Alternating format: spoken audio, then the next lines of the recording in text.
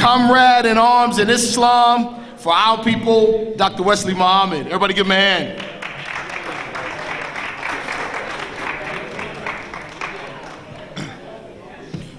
Assalamu alaikum. Islam. Hotep. We have taken more than enough liberties with your time. I hope to not take any more liberties than is necessary to discuss the one or two points that I'm here in New York to discuss. Can you hear me? I hope that I can get through this brief message, briefly, forgive the tautology, and not belabor your patience, tax your patience any longer. But obviously, first, some necessary opening remarks. This is indeed a very historic occasion for the unified gathering of a presentation, joint presentation between the Allah team and Ali's men, by which we mean the Nation of Islam, and the Moorish Science Temple of America.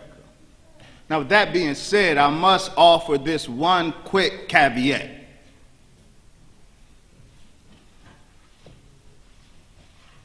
When I get into my presentation, my brief remarks, I will not be speaking necessarily as a representative of the Nation of Islam, but as a Muslim everywhere I go, I represent. But I have to issue this caveat. I will be presenting as an historian of religion. That's my training, that's my profession. And all of you who are in any way familiar with my work understand why I must offer that disclaimer. Because I don't always sound like a good representative of the Nation of Islam.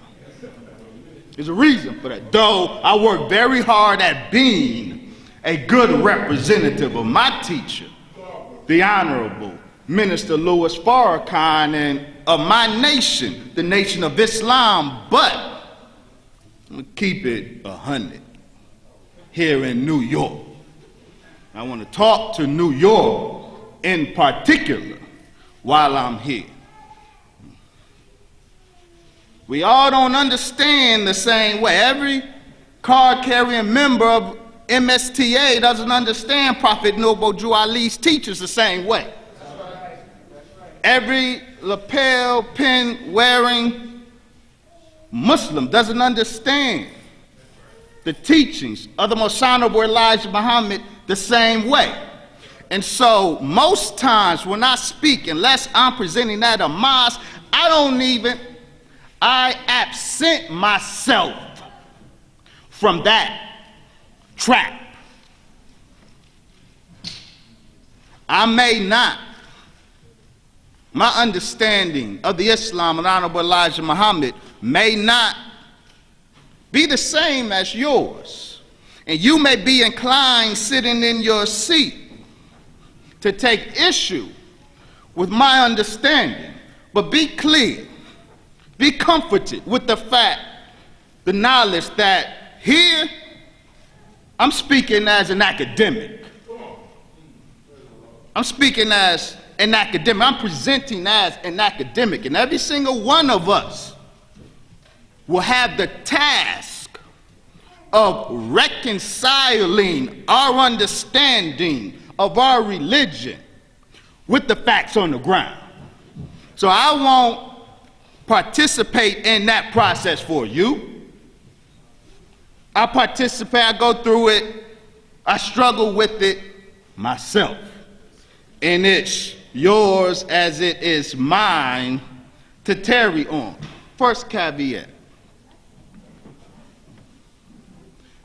Secondly, I must give honor to my brother Sharif Anael Bey. It was a powerful bill. That was an Asiatic God bill, as we say, a black God bill. I'm gonna have a word or two to say in agreement with that. Again, another necessary opening remark. My brother Imam Bashir and my brother Shaka Ahmos, I asked them to join us today for a very specific reason. Not as show pieces. I want to be real clear. I asked them to join me here because I have tremendous respect for them as persons, but I respect everyone here as persons, but in particular, I have, after listening to and talking to them, I have profound respect first for their mind. And see, that means a lot because on the circuit, there's a lot of people with a lot of good theatrics.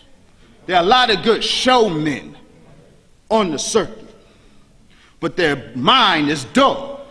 I'm just being honest. Their mind is very dull, and you can tell by what comes out of their mouth. But these brothers in particular, I was and am impressed with their mind. And I urgently wanted them, and I invited Brother Imam Bashir to say a few words. He declined respectfully, and I appreciate that. I wanted to expose us to their mind. I wanted, and you heard from Brother Shaka, so you know what I'm talking about. The way the brother's mind functions is what impressed me most when I spoke to him. And so I asked him with Imam Bashir to join me here. One, to send a message, and two, because I wanted us to get acquainted with that brother's mind, because I firmly believe that the conscious community, which I am a part of, for better or for worse, the conscious community will benefit the more they hear from the mind of Brother Shaka Ahmos and the mind of Brother Imam Bashir and the mind of Brother Sharif Anael Bey. Now, with that being said,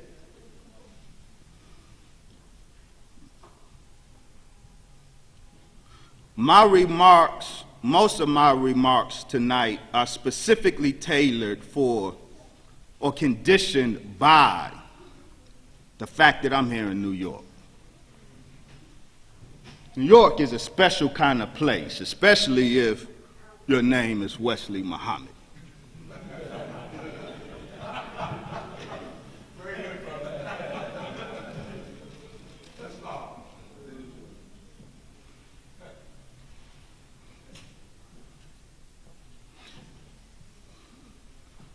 Y'all like to debate in New York.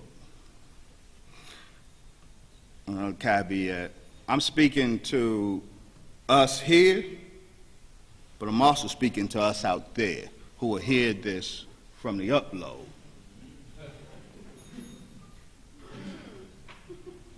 Y'all like to debate in New York. I love debate. On a personal note, the first peer-reviewed article that I got published, I only completed my second year of graduate school and my doctoral program. I wrote this article and I had the gall to submit it to the flagship journal of my field, which only the top scholars get published in. But to be frank, I didn't know that. I didn't know I wanted to publish in that particular journal. I didn't know that it was off limits. I submitted it. It was accepted, but the moral to the story is, in the peer review process, they send your work out to scholars in the field that you're writing on. You don't know who they are. They write their comments. They send it back to the publisher, and he or she sends you the comments. And if they're generally good, you are expected to conform or at least respond to any criticisms. Well, they liked it, but one of the chief criticisms was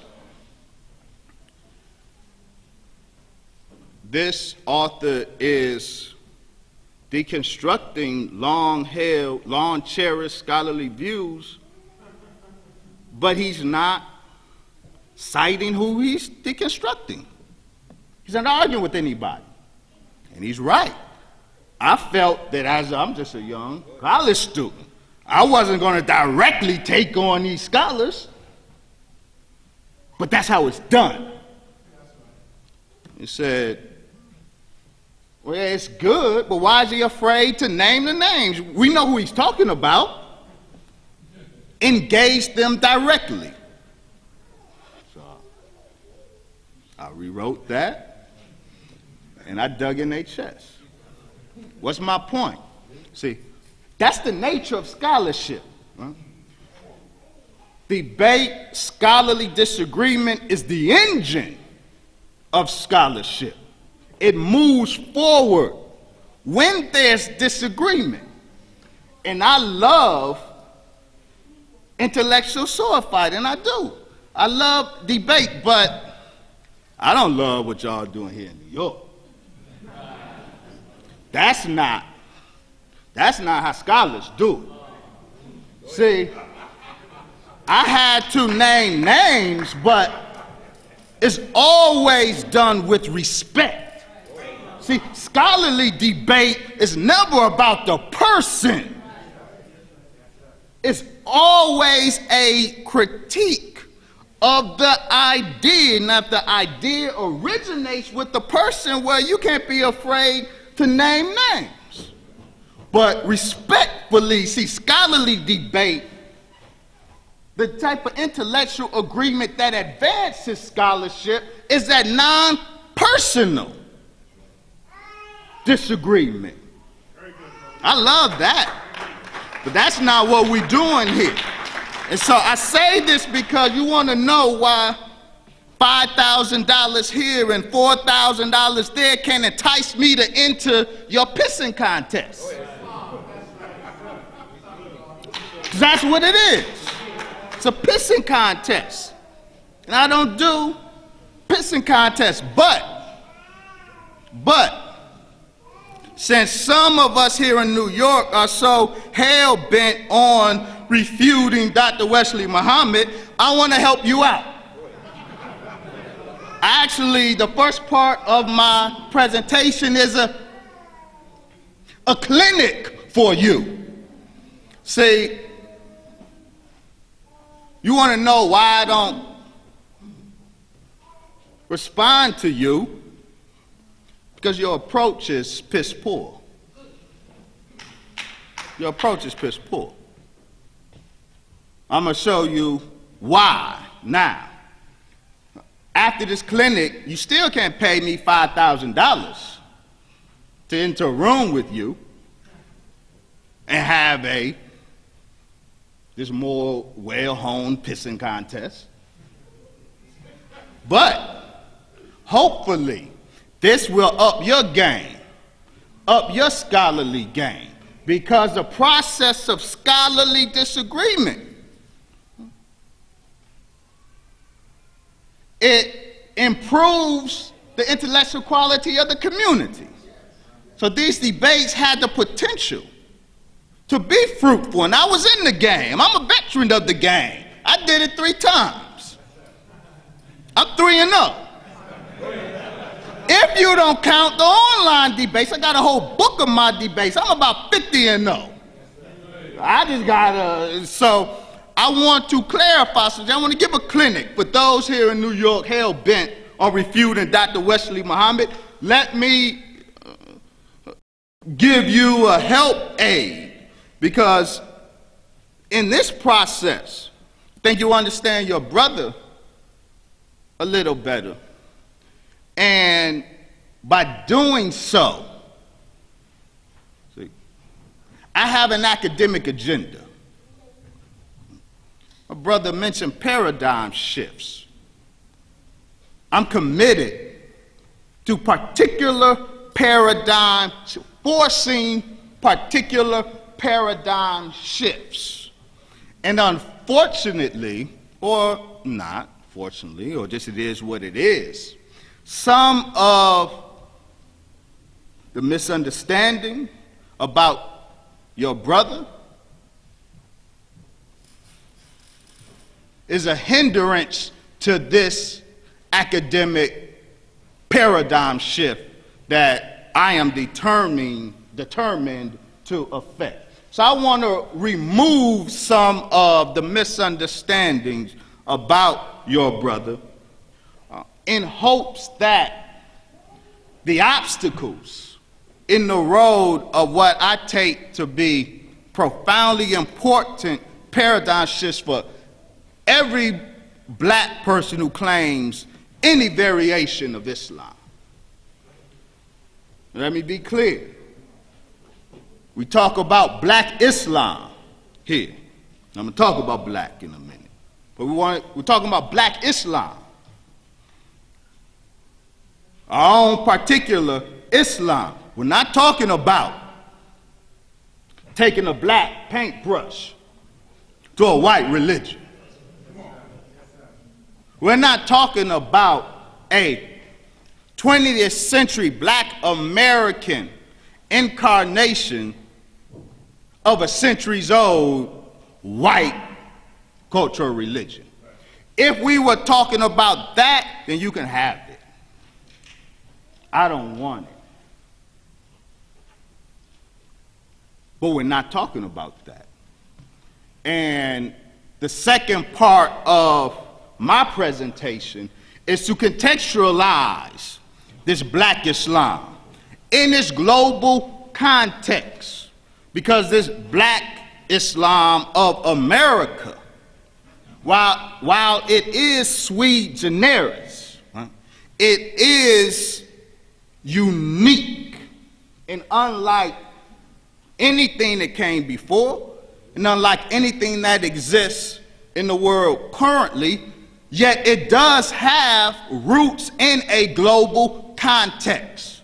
And understanding that global context is important for a number of reasons, one of which is to bridge the gap between black Muslims of every persuasion, Asiatic Muslims of every persuasion, and our family that rep Nile Valley civilization.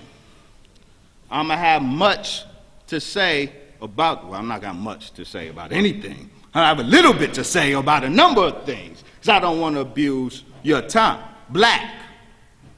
Brother Sharif Anael Bey, I'm most appreciative of his discussion of black. He offered some very important qualifications that I think go a long way in bridging the gap, as minimal as the gaps between the MSTA and the Nation of Islam may be, because you respect and love the Most Honorable Elijah Muhammad, and we respect and love and acknowledge the Prophet Noble Drew Ali. But you know, we have had a contentious relationship over this black thing, right?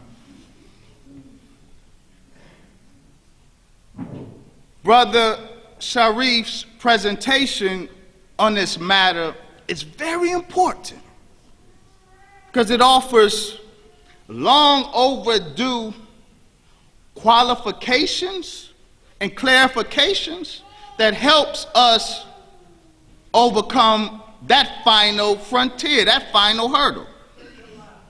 See, Prophet Noble Drew Ali said, black according to science means death. Stop right there. Prophet Noble Drew Ali did not say black according to etymology means death. And that's critical. Because see, had he said black according to etymology means death, then he would have been factually wrong. But he didn't say that. He said black according to science means death, and Brother Sharif Anael Bey qualified and clarified the science with which the prophet was presumed to speak. Black according to etymology doesn't mean death. I was forced, as part of my training, to be an armchair linguist of sorts. I had to study 4 languages, plus English. And when you're forced to study so many languages, then you develop a sensitivity and appreciation for language as a science itself, linguistics. Transcend the individual languages that you have to study. So linguistics is critical here. The fact of the matter is the term black etymologically descends from the Proto-German, black hairs, which derives from the Proto-Indo-European, which means first to burn, and second to gleam brightly. Now, this is a profound significance, because we know the Greek Ethiop means burnt-faced people, and the burned-looking quality, complexion of this people was written of by many nations. And black first means to burn or burned, and secondly, to gleam brightly. Well, how can something black gleam brightly? If you read The Truth of God, you will see that an important part of the ancient mysteries is this paradox of a black God shining brightly. So the very etymology of the term black speaks to that black God that was black yet burned brightly. But that's etymology. Black according to science means death, and the science that Brother Sharif Anael Bey educated us on is alchemy. And I think that's good. I think that's important, because we should all know that alchemy is a particular tradition of science.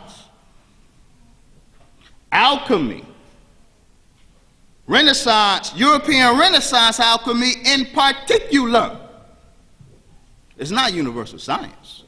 It's a science, and I respect that science as well, but it's one tradition of science. And there are other traditions of science. Why am I making this point? See,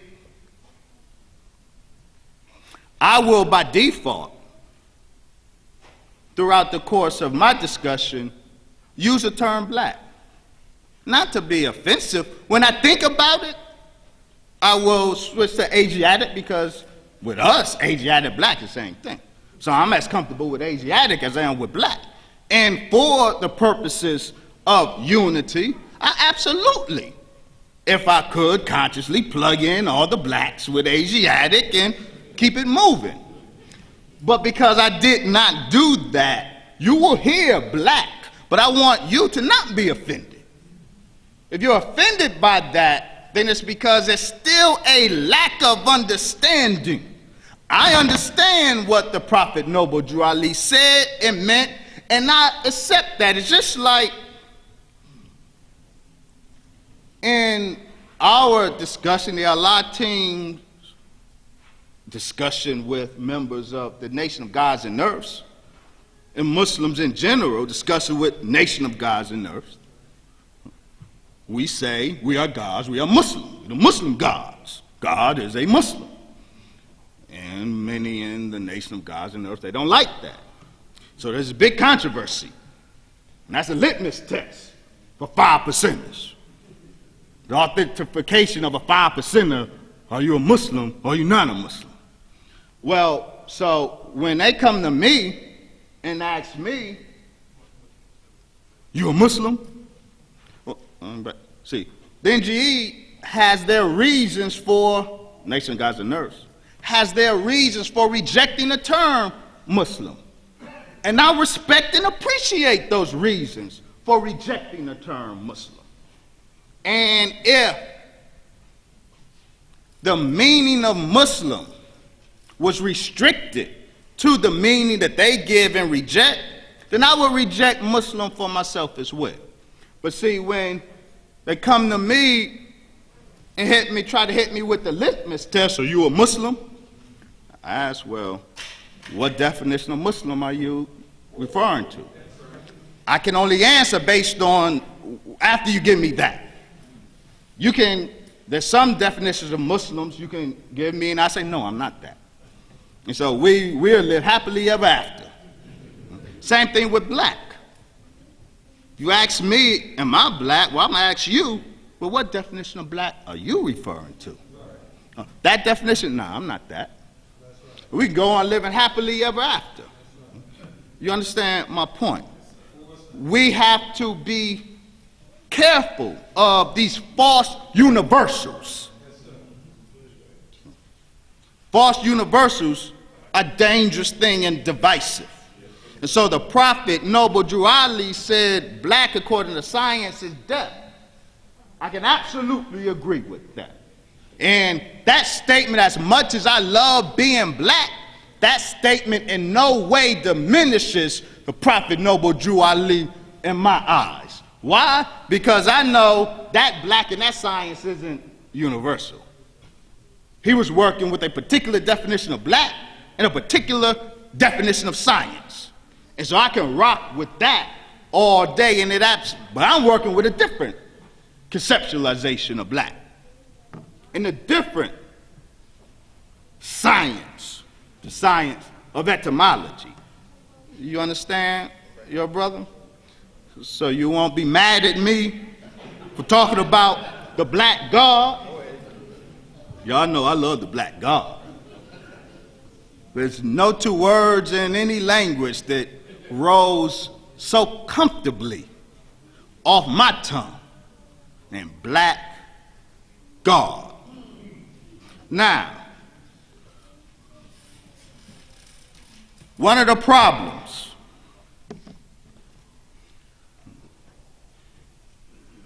in y'all approach to your brother, y'all attempt to refute your brother, is that you don't doggone read my body of work.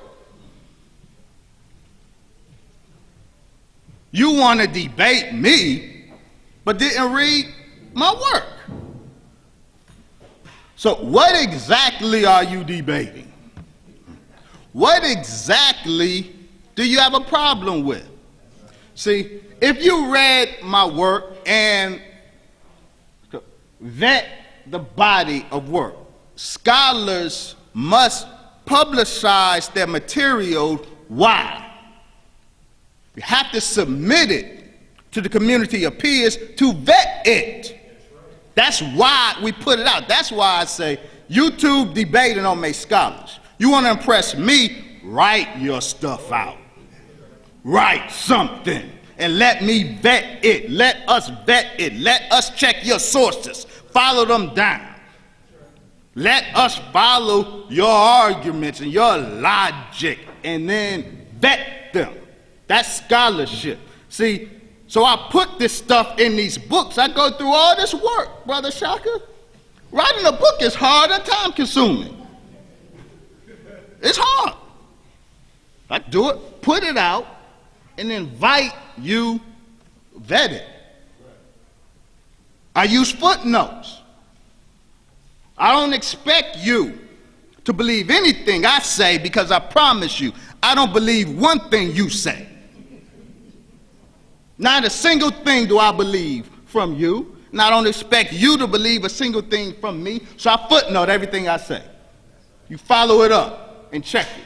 And so, what you say, I'm looking for your footnotes, because I don't believe you. You need more people. And the people you need are in the footnotes. So if you ain't got no footnotes, you ain't got no people. I don't believe you. If I go through all of this work, put the material and the arguments at your disposal to vet, you don't even read it. Yeah, you want to debate? What are you debating? What are you refuting?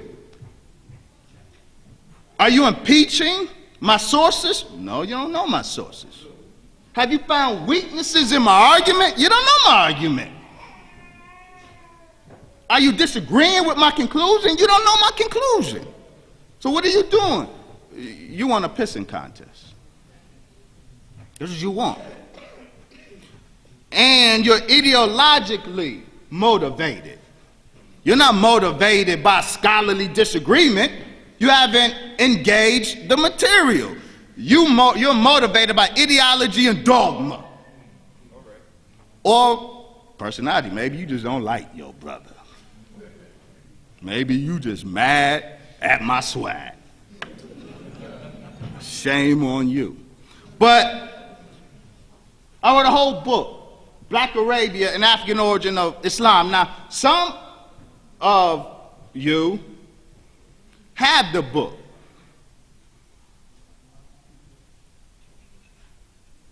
That's fine.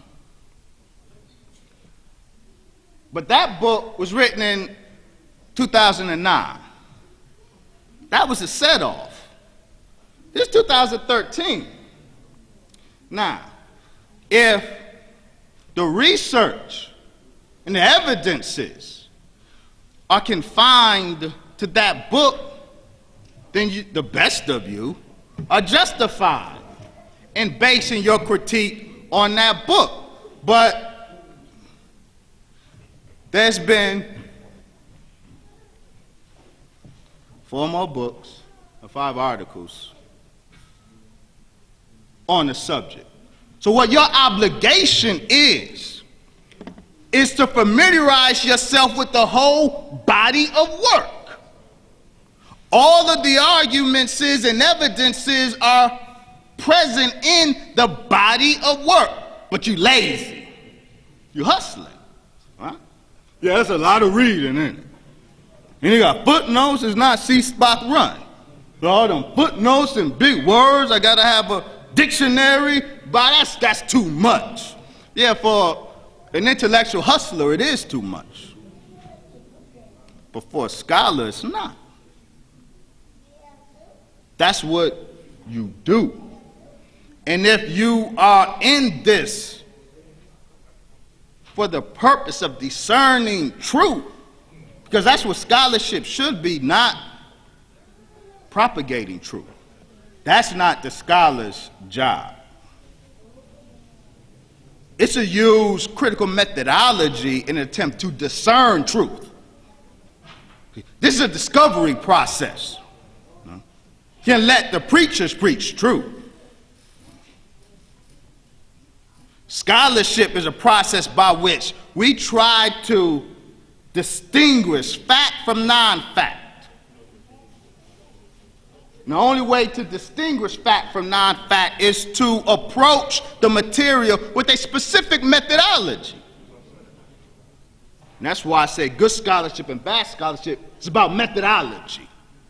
It's not about degrees, the presence or absence of one. It's about methodology. But the methodology is time-consuming. It's hard. And if you're an intellectual hustler, you don't have it in you to do the work. You're not prepared to pay the cost to be the boss. You want to jump around on some stage with a PowerPoint. I love PowerPoints. But the PowerPoint should only be a summary of the written word. Should only be an introduction to the written word. Because we can't put the footnotes up there. Not adequately. So, shame on us. I'm going to say, but all of them. You, all of us on the spot. Shame on any one of us who leaves here convinced of anything just because we put it on this overhead. Whether I put it or whether Brother Sharif puts it. Shame on you if you leave here believing anything that we put on here just because you see it on a PowerPoint. That's bad. What Brother Sharif dropped was profound wisdom. He's working on this book. It's going to be out. So in the meantime, approach the brother. God, that was deep. Where can I learn more about that? But if you believe me, just because I say it, I don't do reciprocity. I don't believe you. Because you say it. But we got to stop that. Our inclination to do that is what allows intellectual hustlers to thrive. We're caught up in the bright lights and theatrics. This is good, but only as a help aid. This isn't scholarship. PowerPoints are not scholarship. I don't care how sweet it looks. It's only an introduction to knowledge. You have a responsibility, an obligation to disbelieve or suspend. You don't have to disbelieve, just to disbelieve, like some of my critics do. You have an obligation to suspend belief and disbelief. Now, if there's a source cited, quote, get it. You take it, follow it up. But the point being, don't believe us because we got some colorful pictures on a PowerPoint.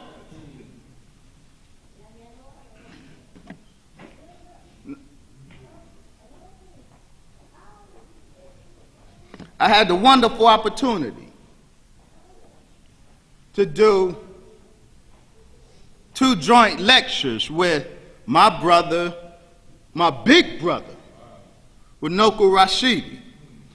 My book, Black Arabia and African Origin of Islam, would never have come except Anael Rashidi's and Ivan Van Sertima's The African Presence in Early Asia. And in that book, I learned of the original Black Arabians from a particular quote in that book. Generated this body of work on African origin of Islam that I am imploring you to vet and then get with me about a discussion. But I had the opportunity to do joint lectures with Dr. Anael Rashidi, Brother Anael Rashidi.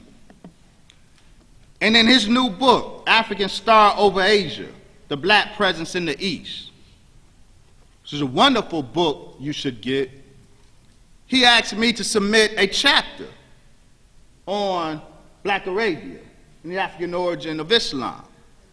And that chapter is in this book. Why did I make this point? To point out a particular inconsistency in the lectures, both, one in Atlanta and one in Chicago. Got it on DVD and it's going to be made available soon. Brother Anael Rashidi publicly deferred to me on all matters dealing with Black Arabia.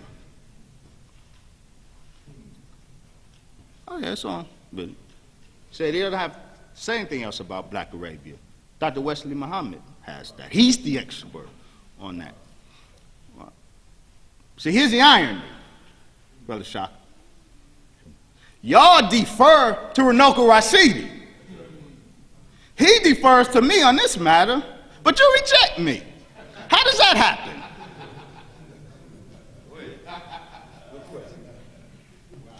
Break down that mathematics for me.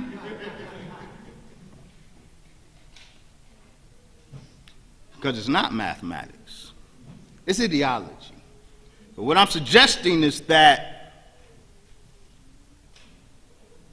the conscious cipher and black intellectuality in general is way too dominated by ideology and personalism. So,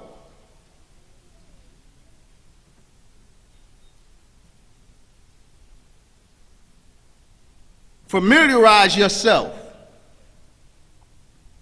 with my body of work. Some of you mad because in rejecting your advances, I quote my elder Dr. John Henry Clark.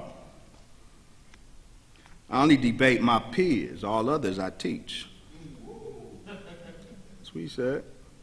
I said it too. I didn't say it. I conveniently lift up his quote. But he said I could say it too. But who's the peer? See, it's a body of work. You ain't got a body of work, but you want to go around debating? Is anybody I'm supposed to count it as you? And your body of work is a YouTube video?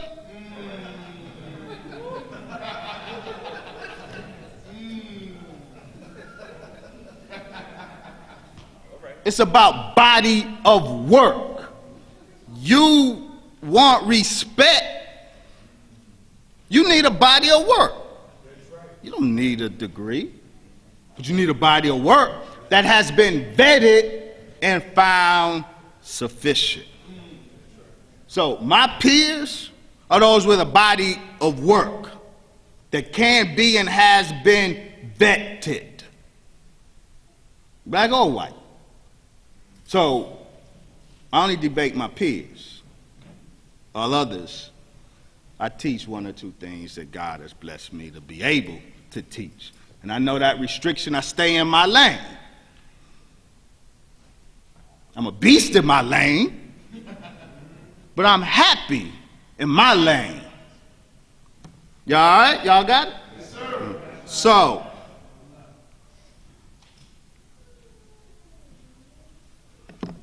the two content-based points I want to make. In this part, see, I believe, if I might say, see, one of the reasons that I'm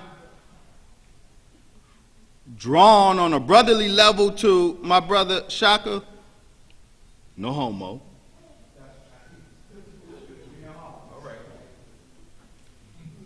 The reason I'm so drawn to my brother Shaka academically, because I firmly believe that he and I, our relation, our persons personify what I have been saying academically when I talk about Asiatic Islam. And my talk about Asiatic Islam seems to be what generates so much ire here in New York. So I want to contextualize that.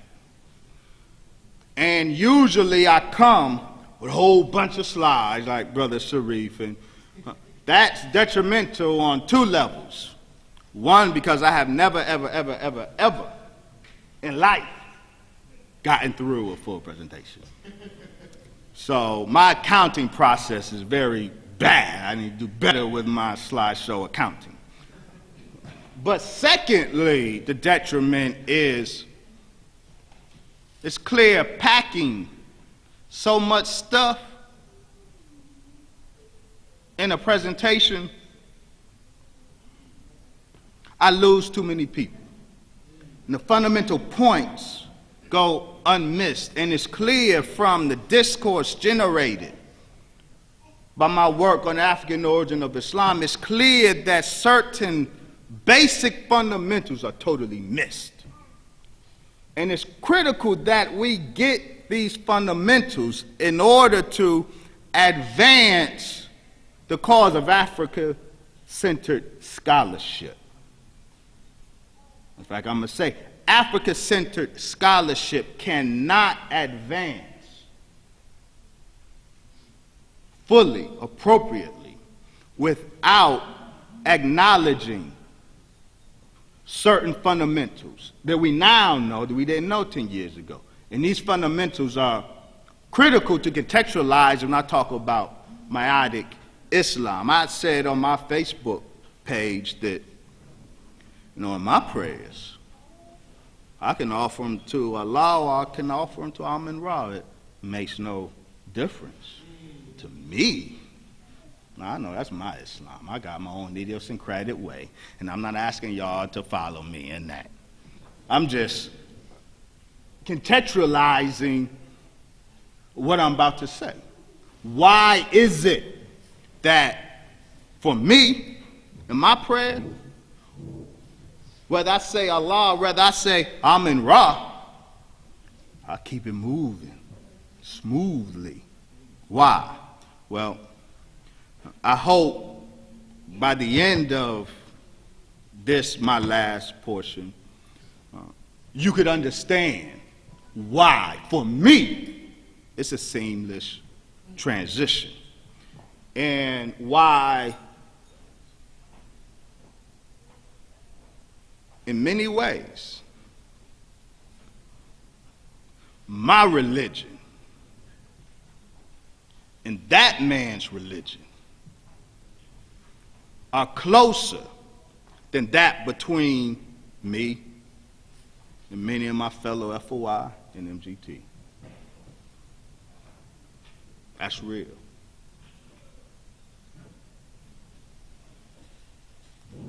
This will be an academic context for that fact, so you know that I'm being real.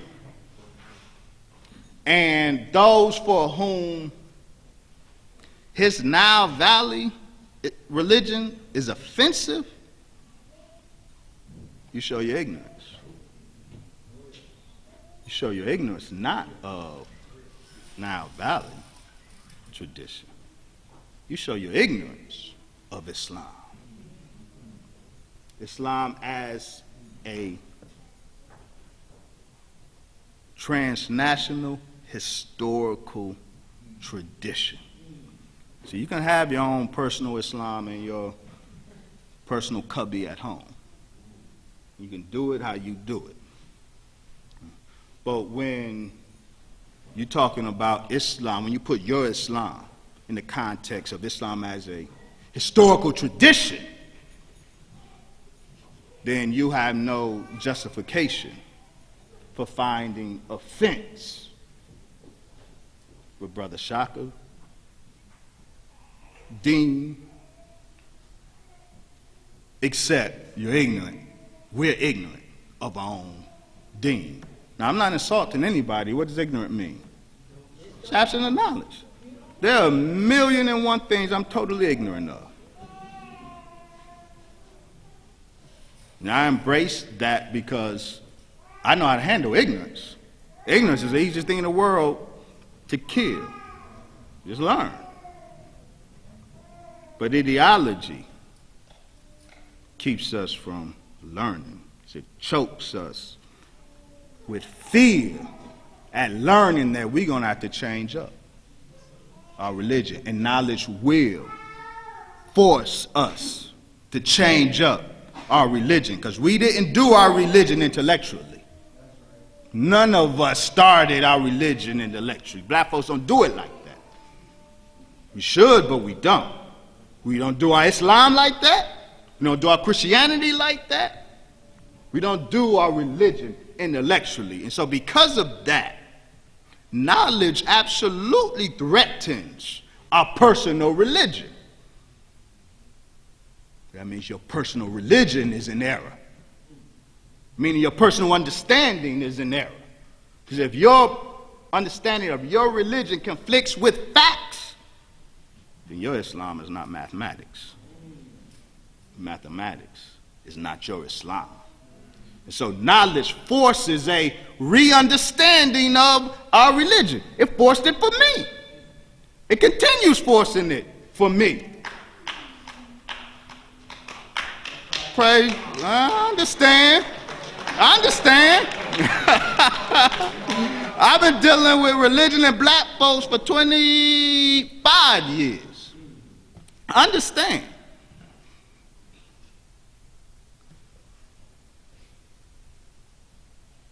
Issue number one.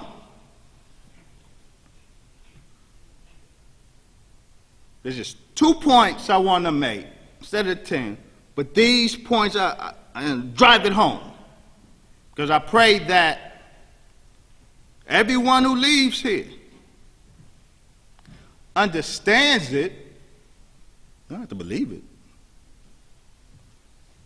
Because I don't have enough people on a PowerPoint. Because enough people can't fit. In the books, I got enough people. Got enough footnotes. But I would hope that everyone who leaves here understands and knows that your formal way of thinking and talking about specific matters, you can't do no more. You must cease. And by ceasing those articulations, then you could understand better what we're talking about. And the first thing that needs to be done is we got to render unto Caesar what is Caesar's? Africa. Or, specifically, the Africa that is on the geopolitical map today. White supremacy's Africa. The Africa that stops west of the Red Sea. Let me be specific. That Africa. This is such an impediment to understanding, especially this particular issue. And some of us who intellectually are respectable, I see you digging your heels in this, so I know it's ideology. This is white supremacy's Africa. The Africa that stops west of the Red Sea. This is the Red Sea. And that makes this Asia. Not the Asia at the root of Asiatic. The Asia connected to Eurasia. White folks, Asia. Now, Mother Nature's Africa is distinct from white supremacy's Africa. David Childress, Lost Cities and Ancient Mysteries of Africa and Arabia, a very important work. Geologically, Arabia is considered part of the African continental plate. The Great Rift Valley has cut the Arabian Peninsula away from the African tectonic plate, creating the Jordan Valley, the Red Sea, and Lake Rudolph in East Africa. And so in his depiction, he appropriately includes Arabia as part of Africa. Why? Because Mother Nature has over and over again irrefutably indicated her definition of Africa. I demonstrate, and again, these are just, PowerPoint is just an introduction. But all the evidences and documentations are in the books. Need to be readers, not just sitters and viewers. You're supposed to come here, sit, listen for the purpose of being directed on what books to get and study. But if this process isn't followed by reading and study, then y'all wasted your money. But you can't sue to get it back because it's your fault.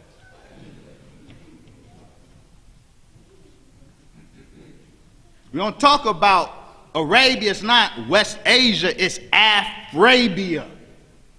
It's Africa across the Red Sea. The geomorphic and climatological evidences indicate that Arabia is Northeast Africa. The phytogeographical, meaning the plant geography, the plant species in Arabia are of an African sort, not of an Asian sort.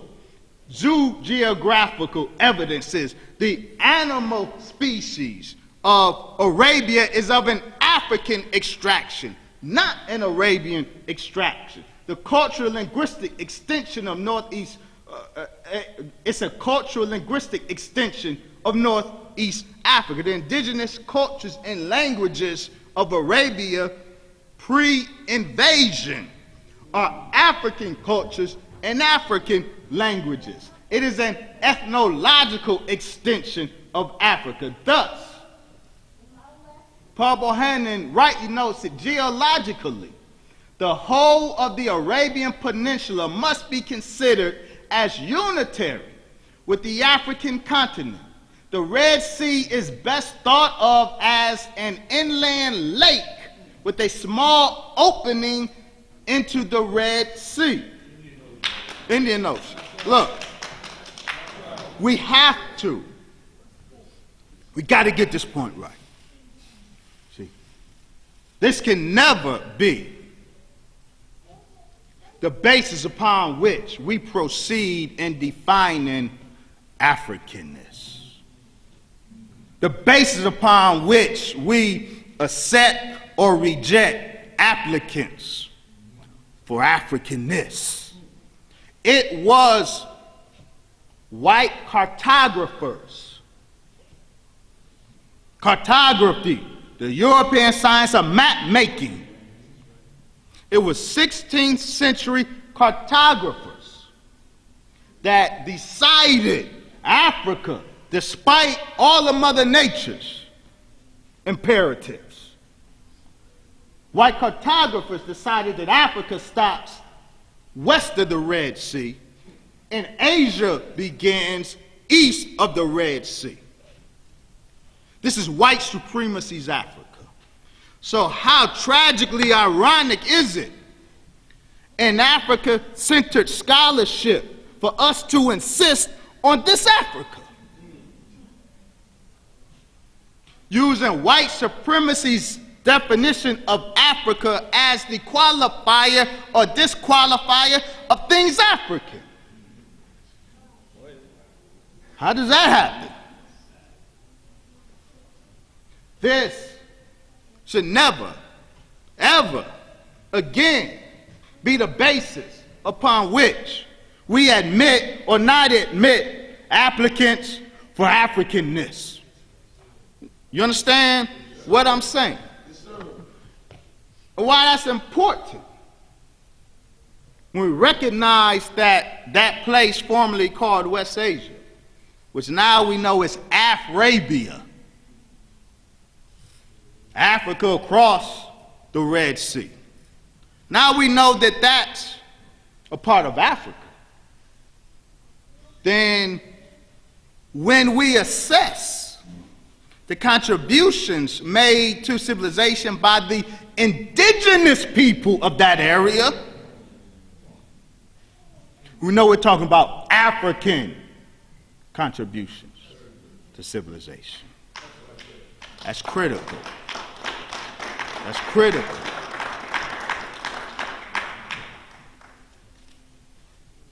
And these are the indigenous people of Arabia. And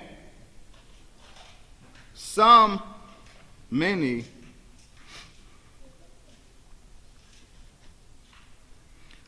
who ideologically want to argue the point. I ask you, what part of this don't you understand? What part do you not understand?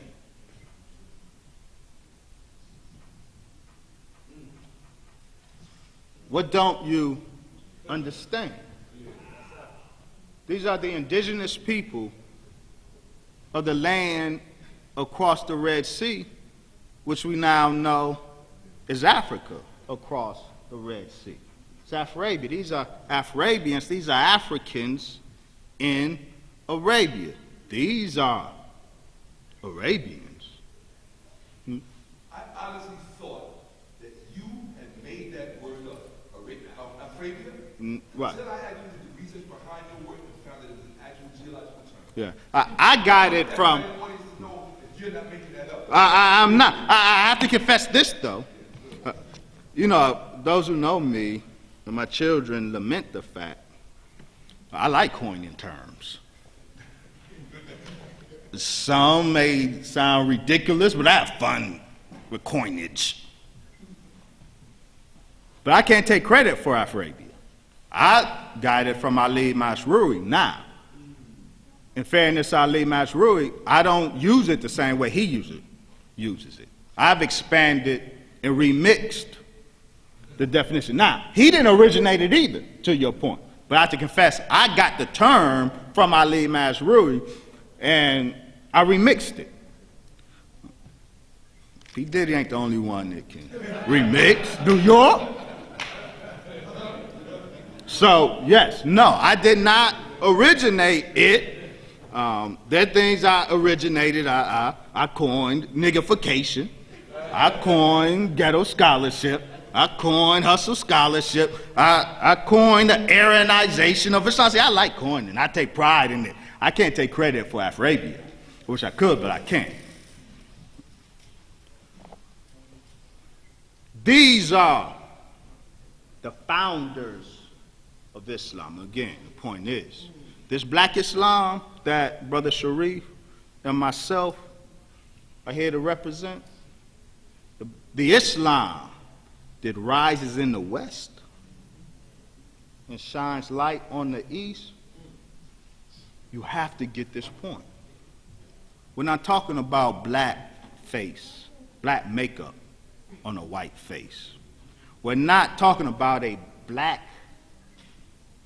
abnormal outgrowth on a white body.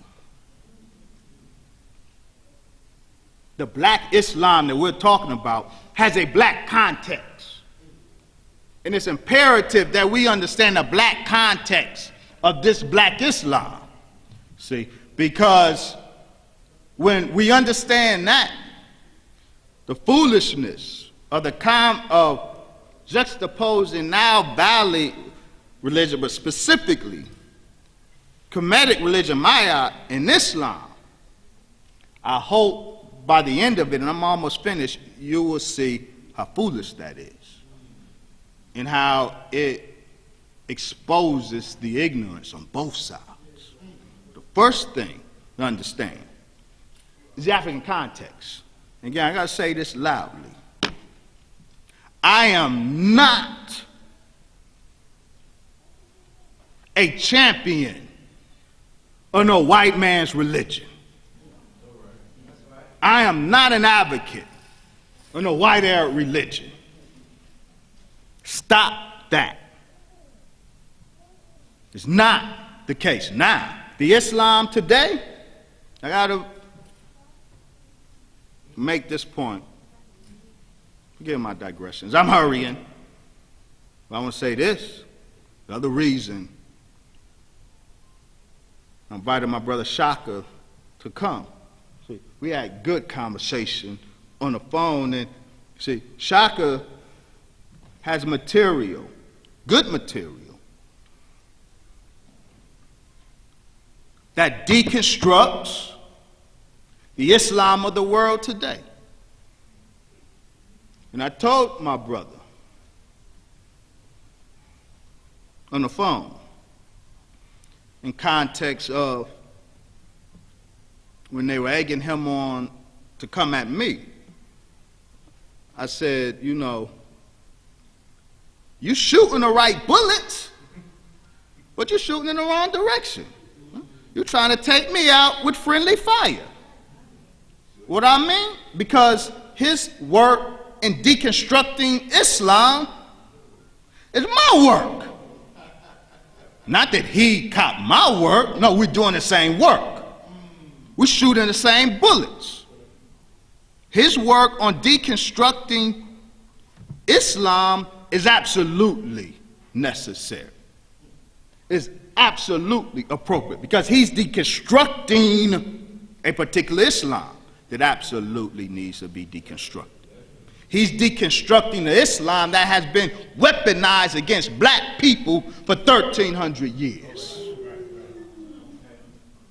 See, my Islam is mathematics. I don't know about y'all. We all say it, but only when our foot up put to the fire is it revealed whether Islam is mathematics or Islam is dogma. And because my Islam is mathematics, the material, the good material, the brother Shaka produces, it don't threaten my Islam. Because facts don't threaten my Islam. That may be our problem. And it shouldn't be. If your Islam is mathematics, you can't have it both ways.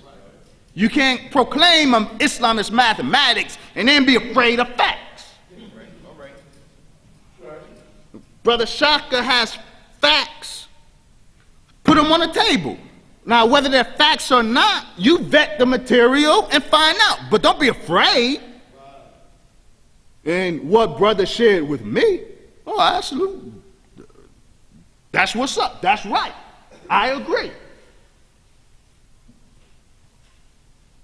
Brother deals with the Syriac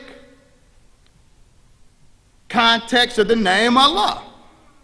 And again, that's one of the bullets. I say he's sitting in my way, but he's sitting in the wrong direction. Because most Muslims do find that offensive. Because it's Muslim orthodoxy, that the word Allah is pure Arabic. The pure Arabic that comes from heaven. Uncontaminated by this earthly stuff like Syriac. And so brother put out a video documenting Allah in Syriac. And I said, well, he's absolutely correct. And so you who want to imagine Islam or Arabic in the name Allah itself as dropping from heaven, then you got to deal with that. You got to deal with that. I do it. It's part of my data bank already. I love it.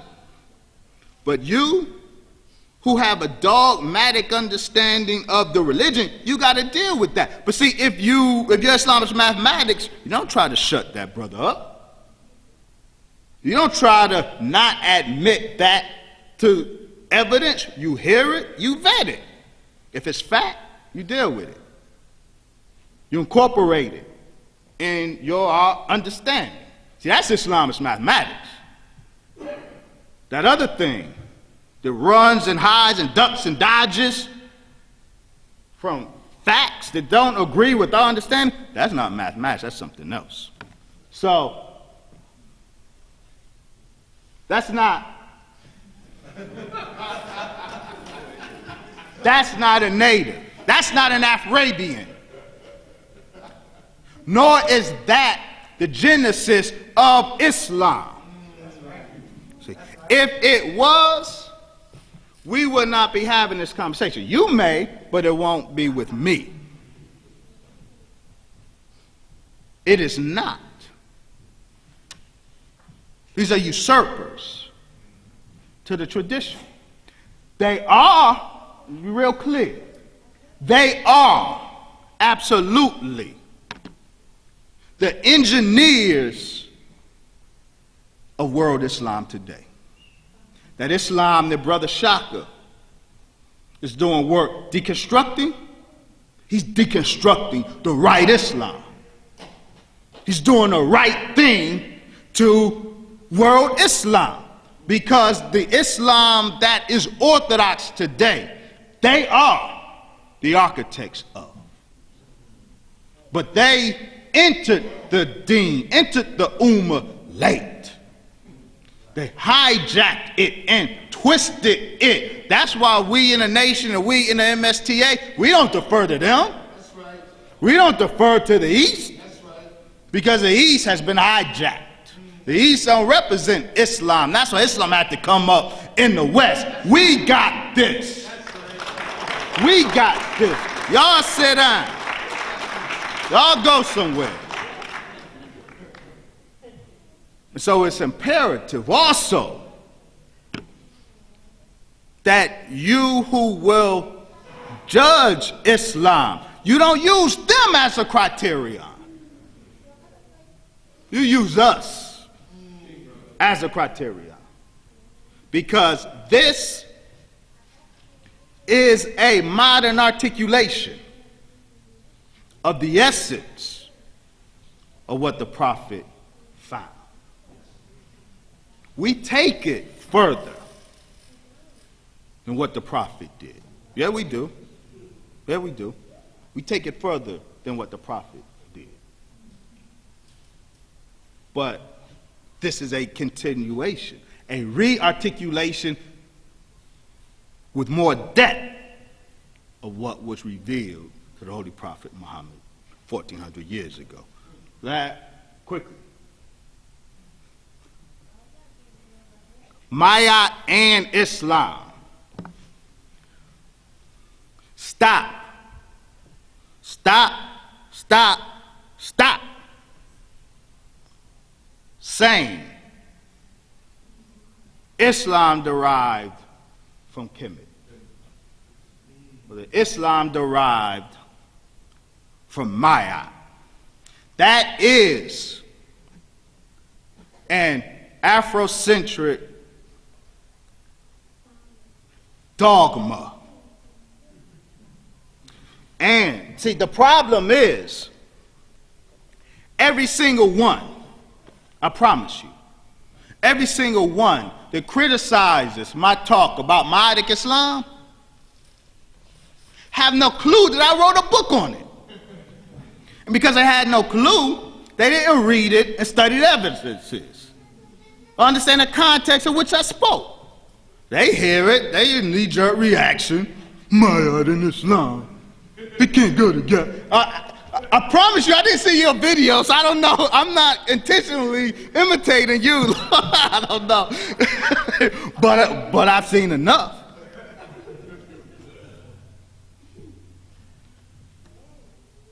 Examine the argument and the evidences, and then critique. And I accept that. We can dialogue on that. I might not accept your critique, but I will respond to it if it's legitimate. But I got a whole book on it. So before y'all, not before, y'all already doing it. So cease and desist until you read the work. Suspend disbelief.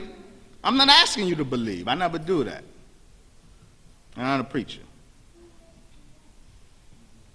Don't believe me. I don't believe you. I believe in reciprocity on that principle. Read the work. If my sources you find wanting, state it. We can talk about the sources. All the footnotes are there. If my sources are found wanting, point it out. Let's build. If my logic is flawed, point it out. Let's build. Let's discuss. Until you do that, shut up. Now, what do I actually say? I don't say my came from Islam. No. I know religiously some of us like to think everything came from Islam, and that's fine. But I'm not here as a religious teacher, and I don't write as such. I'm an academic, and therefore I'm restricted. As a historian of religion, I'm restricted to what the data justifies. Remember at the Tahuti debate, brothers stood up doing Q&A, said, well, Dr. Muhammad, was Arabic the language 66 trillion years ago? I don't know. My best linguistics, the best science of linguistics, can tell us nothing about 66 trillion years ago. I told them, as a Muslim, I believe that, but I'm not as a Muslim. Call me tonight and we can talk theology. But I don't come before you if this is not a mosque. You know, a mosque. If it's not Sunday at the mosque, I'm not theologizing. So, I don't know. As a historian, I don't know what was spoken 66 trillion years ago. Because I'm restricted to the data. And the data doesn't allow me to say, or you to say, that Mayat came from Islam, but the data also doesn't allow you to say that Islam came from Mayat or from Kemet. What does the data allow? I have said that Mayat and Islam are two distinct fruits from the same African tree of spirituality. First thing we must understand is Kemites, the indigenous people of Kemet, and Semites, the Semitic-speaking peoples, the quintessential Semite being the Arab, the black Arab, that they are cognate peoples. Good word, write it down. You usually know it because it's critical. Cognate, C-O-G-N-A-T-E, meaning they are related by descent from a common ancestor.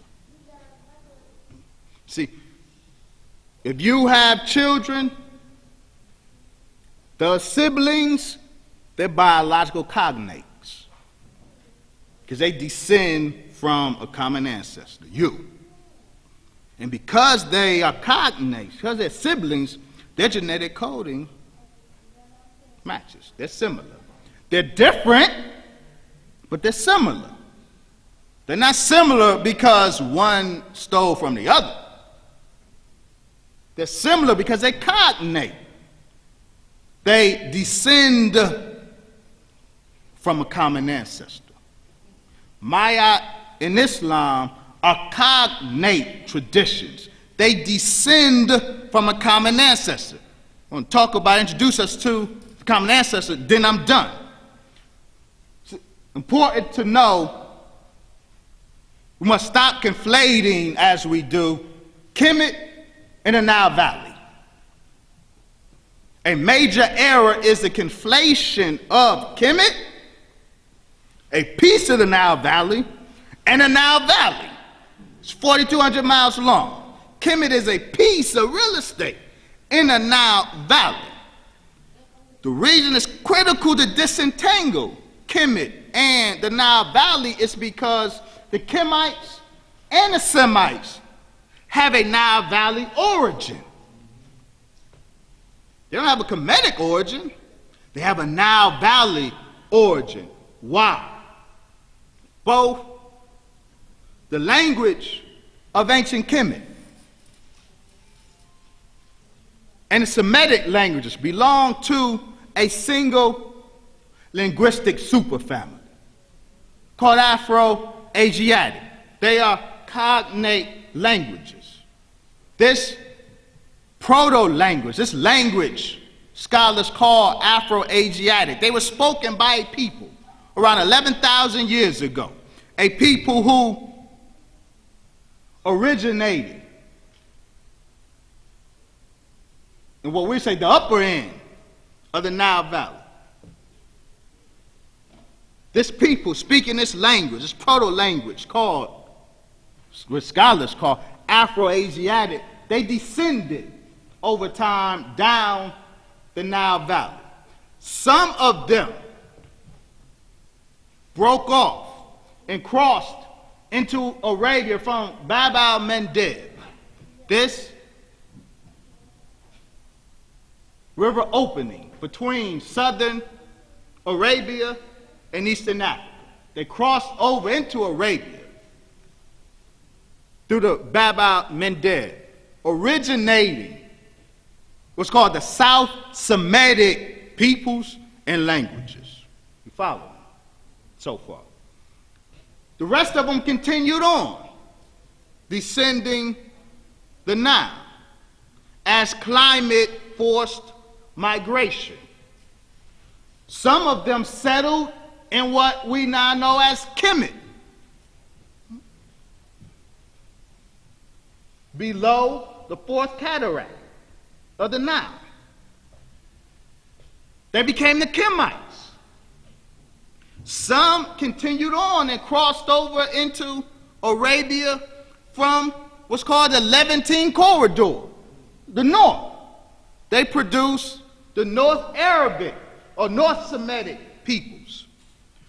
So these three communities, South Semites, North Semites, and Kemites, are all divisions from a single group, single speech community that migrated down the Nile Valley and broke off at different times. Excuse me. Broke off at different times. Do you follow me? Yes, sir. This is critical to understand. Why is it critical to understand? Well, I'm sure you can figure it out, but just in case, I don't want to make any presumptions. An important book by Julian Bardick, Black God. So, all right, 3 more slides. Black God. The Afro-Asiatic roots of the Jewish, Christian, and Muslim religions. He writes, speaking of this original speech community called Afro-Asiatic, from which the South Semites diverge, the Kemites diverge, and the North Semites diverge. He notes that just as there is a common Afro-Asiatic language family in this region, Africa and Arabia, so too there is a common family of religions with an inner logic to be found in myths, folk tales, rituals, customs, and beliefs as far apart as Yemen and Nigeria. That is to say, just as that original speech community shared a language, they shared religious traditions. And as they diverged over time, as they descended the Nile, they took with them their linguistic heritage. They also took with them their religious heritage. Now, Asar Imhotep says it makes a point even more clearly in this new work, Aluja. He says, he writes, the groups that belong to the Afro-Asiatic superfamily of languages have shared commonalities in religion, ritual, and culture because they ultimately sprang from the same speech community in ancient times. The similarities in worldview are encapsulated in the language, and since they share common vocabulary, they will often use the same vocabulary to refer to the same material and philosophical phenomena. In this book, I document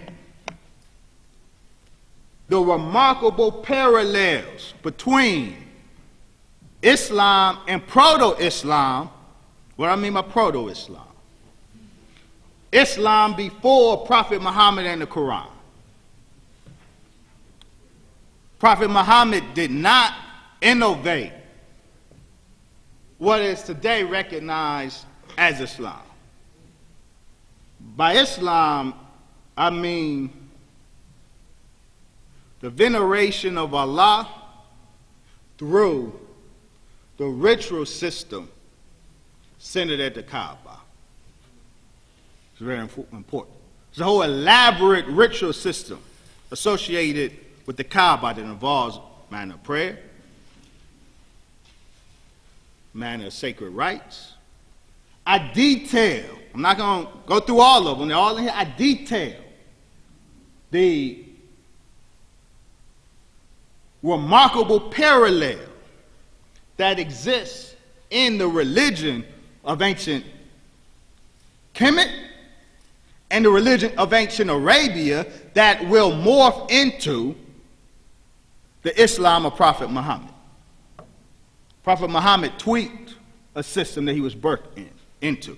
He did not innovate. He tweaked it. He made important reformations to an already established system that crossed the Red Sea from the Nile Valley thousands of years before he was born.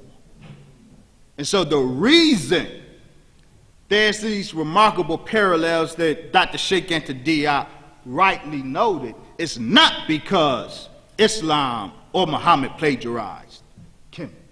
There's no evidence of that. The reason they are parallel is because they're cognate.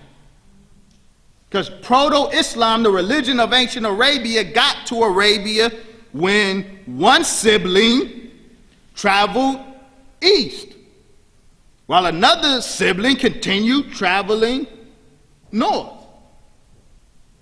settling in a particular area in the Nile Valley. Another sibling kept going and crossed over. There's parallels, the same reason there's genetic parallels between the son and the daughter. Do you follow? And so I said, and I say, Islam is as African as Maya. And while I'm on the subject, I didn't on a sour note, I guess, but I gotta clarify since I'm on this subject. Is what I just said a change in Wesley Muhammad's position on Mayat and Islam? Where if you listen to that other Shaka, Shaka and Dugu Kemet, right? Afro style, you listen to YouTube, you assume that I formerly bashed Kemet, bashed Mayat, said throw it in the trash, and now I had some epiphany that Mayat all of a sudden is good, and I'm trying to run with that. YouTube was the worst thing to happen to black scholarship. The very worst thing to happen to black scholarship, because we too taken in by it. It's too easy to dupe you with a YouTube video. I hear these people arguing passionately. It is, it's the truth. Because dude said it on a YouTube video? Dude you never seen? You a friend? But I want to clarify in closing, because the other reason I love these two brothers is I love integrity. I hate my biggest... See, Farrakhan taught me to love integrity. That's why I love that man. His integrity is divine. I don't care what your ideology is. I've never seen a human being whose integrity and character is what Farrakhan's is. You see, that's the type of human being that I want to be. I don't care your religion. If you respect character and integrity, then you should shut your mouth from all this talk. about Farrakhan, Dianetics, Scientology, this, that. Sick in the head. And you a nigga, right? You a nigga, wallowing in your niggerdom. What I mean, not you. Ain't no niggas up in here. I'm talking about them. See, a nigga is what a nigga does. God is what God does. And I'm adamant that if your Islam, your Maya, your Scientology, if it don't de-niggify you, don't throw that in the trash. If it don't de-niggify you, if it don't stop you and me from being a nigga, and a nigga is a real thing. I don't use nigga as a term of endearment. Nigga is the distinct creation of American white supremacy. The nigga is white supremacy's Frankenstein. White supremacy's Frankenstein is causing havoc in our community. And they feared it's going to, like Frankenstein did, turn against its maker. There's so much that is going on in the black community, proliferation of guns, drugs, the feminization of the black man, is to keep Frankenstein from turning against his maker. But it's inevitable. It will happen, but the nigga is a real thing. And we all, as sons and daughters of the American slave experience, we are born in the nigga sin and shaped in the nigga iniquity. So we all have a de-niggification process that's required. So we need to look in the mirror and see how our niggification process has advanced. And if your religion, your nationality, whatever you, if your dean don't de-niggify you, toss that trash in the garbage. It's useless. It's useless. So I say on this, with a point of clarification, what I said, and I say it now, I always taught, well, always since my voice has been public on this issue, of the general cognateness of Mayat in Islam. But this is what I said, that our brother, like a deceptive Jew, is twisting and impressing some of you, that I bash Kemet, I bash Mayat. No, this is what I said. I said then and I say now. I said here in New York, and it's on my YouTube page, the full context. I said, y'all want to catch feelings, y'all who are banging, y'all bangers on Islam. Y'all want to catch feelings because some Muslims, in the name of Allah, took African slaves. And on account of that, you got a right to catch feelings. I got feelings about that. But it's the next step. It's illogical. It's the point that I was making. And on the basis of that, you want to throw Islam in the trash and throw Allah in the trash because some Muslims, in the name of Allah, took African slaves. Then I documented that some Africans, in the name of Amun Ra and Maya, took African slaves. So I said, see, it's logic. I'm making a logical case. A, B, thus C. A, B, ergo, C. But logic is missed. I know, I got it. Logic is missed on too many of us. I said, well, if you are going to throw Allah and Islam in the trash because some Arabs took some African slaves, then throw Mayat in the trash. Then throw Amun Ra in the trash. See, that was a if-then clause. That's what it's called. It said if-then clause. It's a conditional statement.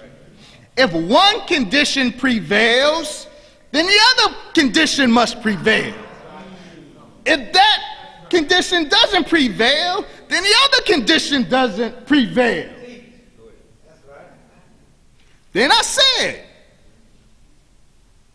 said, Amun-Ra is not a slave god. I got pictures of Amun-Ra receiving slaves. Oh yeah, etched in for longevity in the Nile Valley. Amun-Ra receiving African slaves. But I said, that don't make Amun-Ra a slave god. Because we know temples were built by humans. The same humans that built them temples, glorifying Amun-Ra's reception of slaves, the same ones that wrote them books. The Arabic language books, written by Persian but in Arabic language, justifying with Islamic sources the enslavement of black people because they're inhuman. You know those that Afrocentrists like to march out to say, see, Islam is anti-black. Well, that Islam is. But the same case could be made for that Maya that was inscribed on those walls that had the God receiving African slaves. But my point was, I said, Amun-Ra isn't a slave god because of that.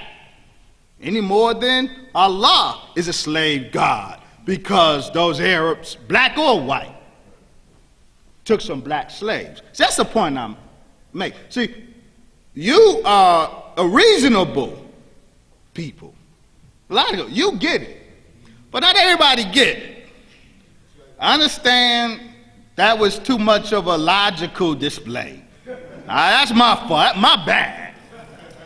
I relied too much on simple logic.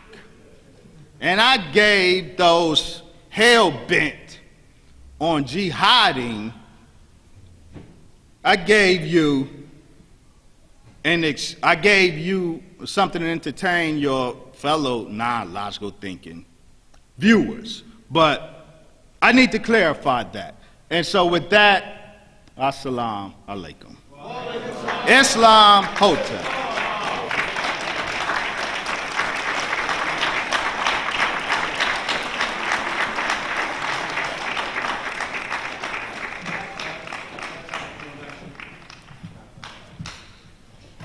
Please give another round of applause to our brother, Dr. Wesley Muhammad.